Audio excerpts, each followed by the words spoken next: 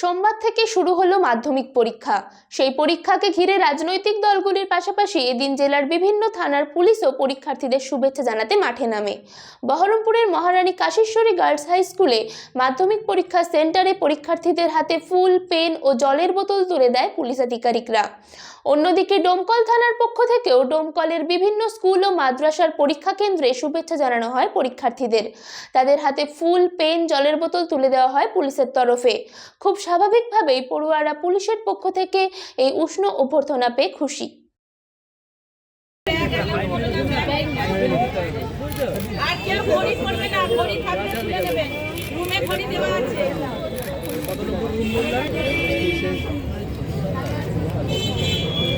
ঘড়ি থাকবে না, ঘড়ি থাকলে ছেড়ে আসবে, রুমে ঘড়ি দেওয়া আছে।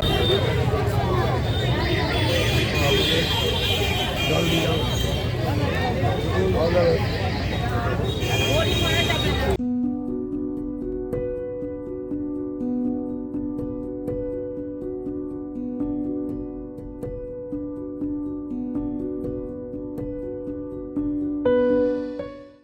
সুনিতা মুর্শিদাবাদের সর্বকালের সেরা এবং ঐতিহাসিক বস্ত্র প্রতিষ্ঠান।